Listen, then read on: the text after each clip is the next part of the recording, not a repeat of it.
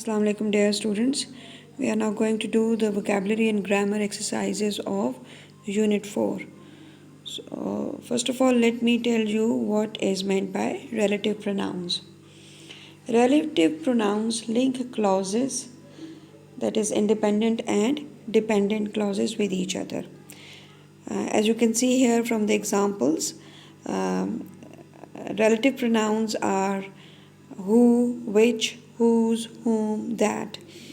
And you can see that who is used for people, which is used for things and animals, whose is used for possessions of people or animals, whom is used for people when the person is the object of the verb, and that is used for people, things, and animals. Let's look at the first example where who is being used as a relative pronoun. The woman who called yesterday wants to buy the house. Now, here who is the relative pronoun, and the woman wants to buy the house. This is an independent clause and it is linked through who to a dependent clause that is called yesterday. So two clauses, that is independent clause and dependent clause, they are being linked by a relative pronoun and it is being referred to the woman. Who is being referred to the woman. So that is why it's called a relative pronoun. Then similarly, you can see the other examples as well. Hopefully, the usage of relative pronoun would be clear to you. Then I would explain to you what is meant by indefinite pronouns. Indefinite pronouns, they show unspecified objects or people, whether in plural or in singular. They indicate the entire noun or some of the noun or none of the noun. They are used when we want to refer to group of nouns without actually specifying who or how much. Then there's a list of indefinite pronouns: somebody, someone, something, somewhere, anybody, any. So all these words, they show that they are not exactly pointing to somebody. That is why they are called indefinite pronouns. And there are a few sentences where indefinite pronouns are being used. So after going through these sentences, hopefully the usage of indefinite pronoun would also be clear to you. And now we move on to the first exercise, that is the vocabulary exercise, where you have been given a list of words and they are the words which are called as emotive words, that is, they show the emotions.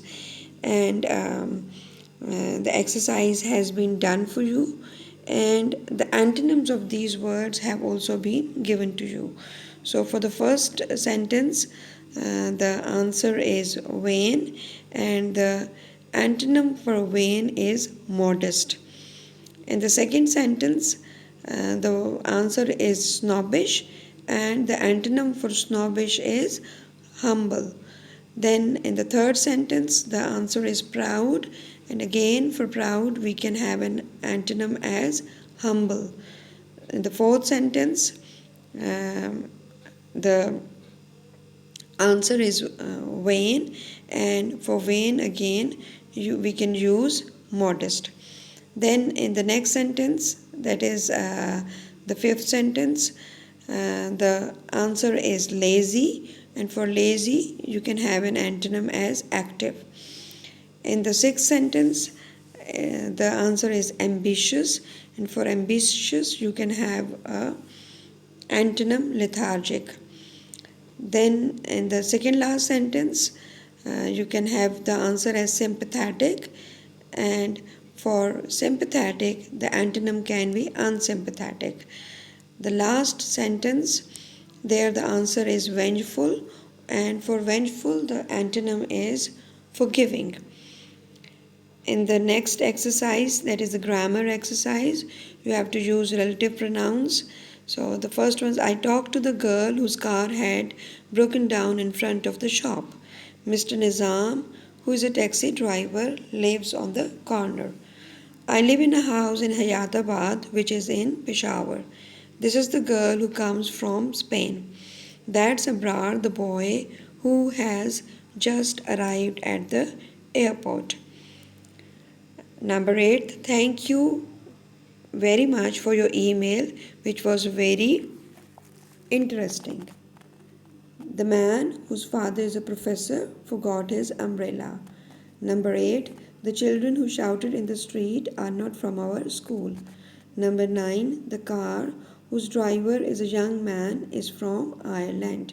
Number 10, what did you do with the money which your mother lent you? Then the next exercise is based on indefinite pronouns. Again, the indefinite pronouns have been underlined. In the first sentence, it's everybody. In the second, it's anybody. And the third, it's one and others. There are two indefinite pronouns here. In the fourth one, it's nobody. In the fifth, few. Sixth, many. Seventh, some. Eighth, somebody. And ninth, anything. So hopefully the exercises on grammar and vocabulary are clear to you. Thank you.